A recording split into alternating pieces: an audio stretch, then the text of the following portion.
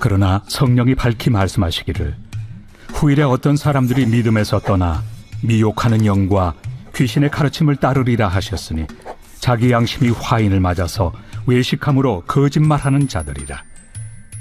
혼인을 금하고 어떤 음식물을 먹지 말라고 할 터이나 음식물은 하나님이 지으신 바니 믿는 자들과 진리를 아는 자들이 감사함으로 받을 것이니라. 하나님께서 지으신 모든 것이 선함에 감사함으로 받으면 버릴 것이 없나니 하나님의 말씀과 기도로 거룩하여짐이라.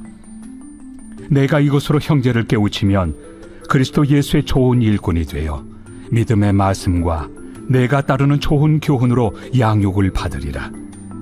망령되고 허탄한 신화를 버리고 경건에 이르도록 내 자신을 연단하라. 육체의 연단은 약간의 유익이 있으나 경건은 범사에 유익하니 금생과 내생의 약속이 있느니라. 미쁘다 이 말이요 모든 사람들이 받을만 하도다. 이를 위하여 우리가 수고하고 힘쓰는 것은 우리 소망을 살아계신 하나님께 두미니 곧 모든 사람 특히 믿는 자들의 구주시라. 너는 이것들을 명하고 가르치라. 누구든지 내 연소함을 업신여기지 못하게 하고 오직 말과 행실과 사랑과 믿음과 정절에 있어서 믿는 자에게 본이 되어 내가 이를 때까지 읽는 것과 권하는 것과 가르치는 것에 전념하라. 내 속에 있는 은사 곧 장로의 회에서 안수 받을 때 예언을 통하여 받은 것을 가볍게 여기지 말며 이 모든 일에 전심전력하여 너의 성숙함을 모든 사람에게 나타나게 하라. 내가 내 자신과 가르침을 살펴 이 일을 계속하라. 이것을 행함으로 내 자신과 내게 듣는 자를 구원하리라. 아멘. 예, 지금 요것들은 개인에게 지금 계속 쓰는 어떤 편지이기 때문에 이 개인에게 지금 사도 바울이 디모데에게 하는 말을 우리가 지금 다 듣고 있는 거예요. 그리고 아주 디테일하게 하나하나 지금 목양하는 데 있어서, 목회를 하는 데 있어서 필요한 것들을 얘기를 해주고 있습니다. 디모데 4장 1절에 방금 읽었던 말씀 중에 후일에라는 이 말은요, 나중에 내가 돌아올 때 그 얘기가 아니고 나중에 진짜 종말의 때 주님이 다시는 재림의 때를 얘기하고 있습니다. 그때에 성령이 밝히 말씀하시기를 후일에 사람 많은 그때 당시 그때가 되면 많은 사람들이 믿음에서 떠나게 된다라는 말을 지금 얘기를 하고 있습니다. 바울이 디모데에게 금욕주의자들이 말한 결혼과 음식에 대해서 그릇된 가르침을 받고 현혹될 사람들이 있다라는 것들을 경고하는 거죠. 앞으로도 마찬가지예요. 그런 잘못된 어떤 사상에 막 수많은 사람들이 막 쓰나미처럼 밀려가지고 떠내려갑니다, 진짜. 그렇기 때문에 성경이 엄청 중요한 부분입니다, 성경이. 그래서 결혼과 하나님의 창조물을 감사함으로 받는 것이 중요하다고 아까도 얘기를 쭉 하고 있죠. 바울이 디모데에게 그 시대에 있는 그 거짓 가르침과 앞으로 있을 그런 거짓 가르침에 대해서 어떻게 다루어야 되는지에 대해서 아주 하나하나 구체적으로 지금 알려주고 있습니다. 디테일합니다. 제5장 늙은이를 꾸짖지 말고 권하되 아버지에게 하듯하며 젊은이에게는 형제에게 하듯하고 늙은 여자에게는 어머니에게 하듯하며 젊은 여자에게는 온전히 깨끗함으로 자매에게 하듯하라. 참 과부인 과부를 존대하라. 만일 어떤 과부에게 자녀나 손자들이 있거든 그들로 먼저 자기 집에서 효를 행하여 부모에게 보답하기를 배우게 하라. 이것이 하나님 앞에 받으실 만한 것이니라. 참 과부로서 외로운 자는 하나님께 소망을 두어 주야로 항상 간구와 기도를 하거니와 향락을 좋아하는 자는 살았으나 죽었느니라. 내가 또한 이것을 명하여 그들로 책망받을 것이 없게 하라. 누구든지 자기 친족, 특히 자기 가족을 돌보지 아니하면 믿음을 배반한 자요 불신자보다 더 악한 자니라. 과부로 명부에 올릴 자는 나이가 60이 덜 되지 아니하고 한 남편의 아내였던 자로서 선한 행실의 증거가 있어 혹은 자녀를 양육하며 혹은 나그네를 대접하며 혹은 성도들의 발을 씻으며 혹은 환난당한 자들을 구제하며 혹은 모든 선한 일을 행한 자라야 할 것이요 젊은 과부는 올리지 말지니 이는 정욕으로 그리스도를 배반할 때 시집 가고자 함이니 처음 믿음을 저버렸으므로 정죄를 받느니라. 또 그들은 게으름을 익혀 집집으로 돌아다니고 게으를 뿐 아니라 쓸데없는 말을 하며 일을 만들며 마땅히 아니할 말을 하나니 그러므로 젊은이는 시집가서 아이를 낳고 집을 다스리고 대적에게 비방할 기회를 조금도 주지 말기를 원하노라. 이미 사탄에게 돌아간 자들도 있도다. 만일 믿는 여자에게 과부 친척이 있거든 자기가 도와주고 교회가 짐지지 않게 하라. 이는 참 과부를 도와주게 하려 함이라. 잘 다스리는 장로들은 배나 존경할 자로 알되 말씀과 가르침에 수고하는 이들에게는 더욱 그리할 것이니라. 성경에 일렀으되 곡식을 밟아 떠는 소의 입에 망을 씌우지 말라 하였고 또 일꾼이 그 삭슬 받는 것은 마땅하다 하였느니라. 장로에 대한 고발은 두세 증인이 없으면 받지 말 것이요 범죄한 자들을 모든 사람 앞에서 꾸짖어 나머지 사람들로 두려워하게 하라. 하나님과 그리스도 예수와 택하심을 받은 천사들 앞에서 내가 엄히 명하노니 너는 편견이 없이 이것들을 지켜 아무 일도 불공평하게 하지 말며 아무에게나 경솔히 안수하지 말고 다른 사람의 죄에 간섭하지 말며 내 자신을 지켜 정결하게 하라. 이제부터는 물만 마시지 말고 내 위장과 자주 나는 병을 위하여는 포도주를 조금씩 쓰라. 어떤 사람들의 죄는 밝히 드러나 먼저 심판에 나아가고 어떤 사람들의 죄는 그 뒤를 따르나니 이와 같이 선행도 밝히 드러나고 그렇지 아니한 것도 숨길 수 없느니라.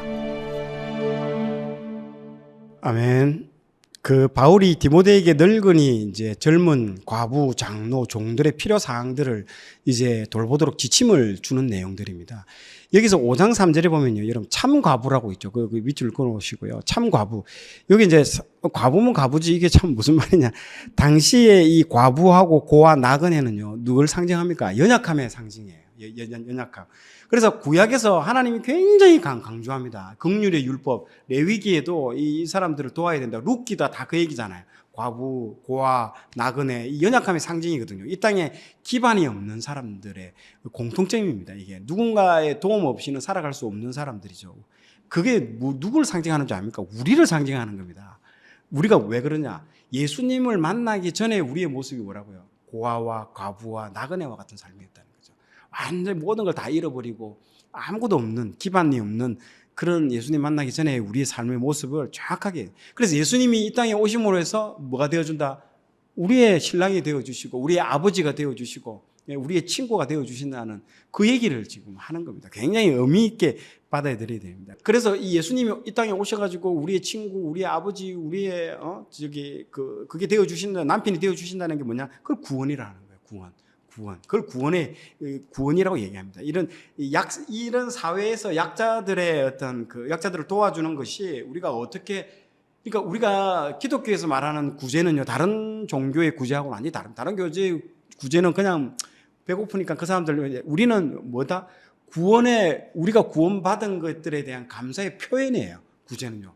우리도 옛날에 그랬던 자였는데 예수님이 이 땅에 오셔서 우리를 그렇게 구원해 주신 것에 대한 감사의 표시로서 우리가 하는 거예요. 표현하는 행위가 우리가 구제를 하는 행위라고 보셔야 됩니다. 완전히 다른 종교의 구제하고는 다릅니다. 종교단체와의 구제와는요. 그래서 구약에서 이스라엘의 긍휼의 율법을 강조하는 것도 그런 이유라고 여러분 보시면 됩니다.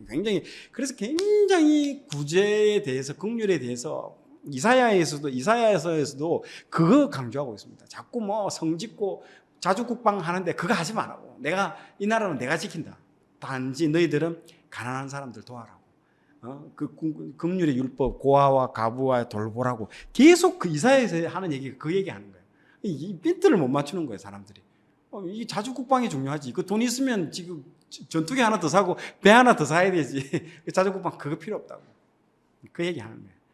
참 과부는요, 뭘 얘기하냐면 당시 여자들이 시집을 갈 때 뭘 들고 오냐면 지참금을 들고 가요. 돈을 들고 갔는데 남편이 죽어. 그럼 과부가 돼요. 그럼 지참금을 다시 돌려받습니다. 다시 돌려받아가지고 어디로 간다? 자기 친정에 가는 거예요. 친정에 가서, 친정에서 이제 그래서 친정에 안 돌아가고 아까 시동생한테 결혼하는 그런 제도도 있는데 그러지 않는 경우에는 지참금을 들고 저희 친정에 돌아가면 그 돈 가지고 이제 그 집에서 사는 거예요. 사는데 이 사람들이 그 친정 가족들이 이 과부를 돌봐야 되는데 돌보지 않는 경우가 있거든요. 그러니까 돌보지 않는 거로 그냥 떠나면 문제가 없는데 뭐라고 하냐면 교회에 가가지고 아니 교회에서 돌보라고 율법에 고아와 과부 돌보라고 되어 있지 않느냐라고 말하고 있는 거예요. 자기들의 짐을요 교회에다가 떠넘겨 버리는 거예요. 그래서 아까 전에 읽었던 그 내용이 그 얘기하는 거예요. 교회가 그렇게 짐지지 않도록 하라고. 원래는 누가 책임져야 된다? 그 가족이 책임지는 게 원래 맞는 거예요. 그래서 그 가족이 책임지지 못하는 사람을 참 과부라고 하는 거예요. 그래서 과부 중에서도 참자를 붙여서 도저히 이 사람들은 교회가 아니면 보호를 받을 수 없는 과부들, 그 사람들을 이름하여서 이제 참 과부라고 얘기를 하는 거예요. 그래서 그래서 참 과부는 가족이 돌볼 수 없는 완전히 비참한 상태의 과부 오브 과부, 어려운 상태의 과부를 참 과부라고 얘기합니다. 그래서 참 과부인 과부를 존대하라고 얘기했고, 이거를 그렇게 하지 말라고. 웬만하면 가족이 돌보라고. 그렇게 아까 계속 읽은 게 그 내용이에요. 그러니까 믿지 않는 사람이 더 나쁘다고 얘기할 정도로 가족이 그 돌보지 않고 이러면 지금 앞으로 이런 게 엄청나게 많이 생길 거 아닙니까? 우리나라도 지금 노인 인구 많아지고 이제 점점 부양 인구가 줄어들면 이제 이 문제 아마 엄청나게 아마 대두될 가능성이 많습니다. 고려장하고 뭐 있잖아요. 그런 거 버리두고 돌보지 않고 이 교회가 책임져야지, 사회가 책임져야지 계속 이제 그런 얘기들로 하는 얘기들이 지금 여기서 계속 하고 있는 얘기들입니다. 이게 또 문화입니다, 문화. 또 하나 또 말씀드릴 부분들은 5장 18절 부분입니다. 성경에 일러스되 곡식을 밟아 떠는 소의 입에 망을 씌우지 말라 하였고 또 일꾼이 그 싹을 받는 것은 마땅하다 하였느니라. 지금 방금 5장 17절 부분에 장로에 대해서 얘기하고요. 그리고 19절도 장로에 대한 얘기를 하면서 그 사이에 18절에 지금 이 소의 입에 망을 씌우지 말라. 이거는 이 신명기에도 율법에 언급이 되었지만은 이게 뭐냐면 고린도서에도 한 번 더 이 부분에 언급이 되었죠. 그러니까 그 하나님의 말씀을 전거하는 사람들은 이 먹고 사는 문제에 너무 신경 쓰지 말라라는 어떤 그런 권면의 말씀입니다. 이것들을 하나님께서는 이 장로들에 대한 말씀을 하면서 그 사이에 5장 18절 이 말씀을 주시면서 그러니까 충성되이 하나님의 말씀을 전거하고 하나님의 말씀을 가르치는 이런 사람들은 이 먹는 문제. 왜냐하면 그 당시에 이 소들은 이집트라든지 다른 소들은 이 추수할 때 입에 망을 씌웁니다. 왜냐하면 추수할 때 그 곡식을 먹을까 싶어가지고 망을 씌우는데 이스라엘은 하나님께서 율법에 이 소에 대해서도 추수할 때 소의 입에 망을 씌우지 마라. 마음껏 먹게 해라. 라고 지금 이 율법에 나와 있습니다. 이게 이제 소에 대한 어떤 율법이지만은 실질적으로는 그 추수 그리고 말씀 전하는 말씀을 통해서 사람들을 추수하는 그런 장로와 목회자에 대해서 하나님께서 경제적인 부분들은 다 책임져 주신다라고 여러분들 이해하시면 될 것 같습니다. 방금 5장을 읽으면서 또 느끼는 것은 굉장히 교회 내에서 막 여러 가지 이제 문제를 얘기를 많이 하는데 소통에 대한 부분 얘기합니다. 그래서 아주 디테일한 지침서도 줬지만은요 중요한 거는 소통이에요. 교회는 소통과 관계의 문제입니다. 그래서 목회를 한마디로 정의하면요 소통의 기술이라고 합니다. 그래서 설교를 못해도 쫓겨나가는 사람 목사님 별로 없지만은요 소통하고 관계의 문제를 떠나는 사람 목회자들이 꽤 많습니다. 이게 굉장히 중요해요. 그래서 왜 중요하냐 생각해 보세요. 우리도 하나님과 뭐 합니까? 소통하는 거예요. 그리고 하나님과 또 교회 성도 간에 소통할 수 있도록 또 목회자는 돕고. 그리고 목회자의 제일 중요한 거는 관계와 소통의 어떤 부분에 있어서 굉장히 큰 제일 첫 번째는 말씀이고 아까 가르치는 장로도 말했잖아요. 가르치는 게 제일 첫 번째고 그 다음에 중요한 거는 관계와 소통의 문제. 이거 그래서 제사장이 뭡니까? 브릿지라고 다리의 역할을 한다고 그러잖아요. 하나님과 우리 세상 간의 다리 역할을 하는 소통의 문제, 관계의 문제를 계속 얘기하고 있습니다. 그래서 바울은 목회자가 교회에서 어떻게 소통하고 어떻게 목양하는 방법에 대해 설명을 해주고 있습니다. 마지막 장 제6장 무릇 멍에 아래 있는 종들은 자기 상전들을 범사에 마땅히 공경할 자로 알지니 이는 하나님의 이름과 교훈으로 비방을 받지 않게 하려 함이라. 믿는 상전이 있는 자들은 그 상전을 형제라고 가볍게 여기지 말고 더 잘 섬기게 하라. 이는 유익을 받는 자들이 믿는 자요 사랑을 받는 자임이라. 너는 이것들을 가르치고 구원하라. 누구든지 다른 교훈을 하며 바른 말 곧 우리 주 예수 그리스도의 말씀과 경건에 관한 교훈을 따르지 아니하면 그는 교만하여 아무것도 알지 못하고 변론과 언쟁을 좋아하는 자니 이로써 투기와 분쟁과 비방과 악한 생각이 나며 마음이 부패하여지고 진리를 잃어버려 경건을 이익의 방도로 생각하는 자들의 다툼이 일어나느니라. 그러나 자족하는 마음이 있으면 경건은 큰 이익이 되느니라. 우리가 세상에 아무것도 가지고 온 것이 없음에 또한 아무것도 가지고 가지 못하리니 우리가 먹을 것과 입을 것이 있은즉 족한 줄로 알 것이니라. 부하려 하는 자들은 시험과 올무와 여러 가지 어리석고 해로운 욕심에 떨어지나니 곧 사람으로 파멸과 멸망에 빠지게 하는 것이라. 돈을 사랑함이 일만 악의 뿌리가 되나니 이것을 탐내는 자들은 미혹을 받아 믿음에서 떠나 많은 근심으로써 자기를 찔렀도다. 오직 너 하나님의 사람아, 이것들을 피하고 의와 경건과 믿음과 사랑과 인내와 온유를 따르며 믿음의 선한 싸움을 싸우라. 영생을 취하라. 이를 위하여 내가 부르심을 받았고 많은 증인 앞에서 선한 증언을 하였도다.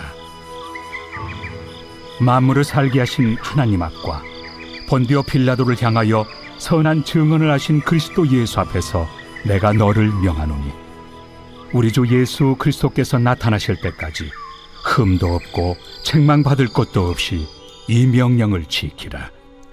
기약이 이르면 하나님이 그의 나타나심을 보이시리니 하나님은 복되시고 유일하신 주권자이시며 만왕의 왕이시며 만주의 주시요 오직 그에게만 죽지 아니함이 있고 가까이 가지 못할 빛에 거하시고 어떤 사람도 보지 못하였고 또 볼 수 없는 이시니 그에게 존귀와 영원한 권능을 돌릴지어다. 아멘. 내가 이 세대에서 부한 자들을 명하여 마음을 높이지 말고 정함이 없는 재물에 소망을 두지 말고 오직 우리에게 모든 것을 후히 주사 누리게 하시는 하나님께 두며 선을 행하고 선한 사업을 많이 하고 나누어 주기를 좋아하며 너그러운 자가 되게 하라. 이것이 장래에 자기를 위하여 좋은 터를 쌓아 참된 생명을 취하는 것이니라. 디모데야, 망령되고 헛된 말과 거짓된 지식의 반론을 피함으로 내게 부탁한 것을 지키라. 이것을 따르는 사람들이 있어 믿음에서 벗어났느니라. 은혜가 너희와 함께 있을지어다. 아멘. 자, 오늘 내용이 좋았다면 좋아요, 구독 부탁드리겠습니다. 좋아요, 구독, 알림 설정은 콘텐츠 제작에 큰 힘이 됩니다.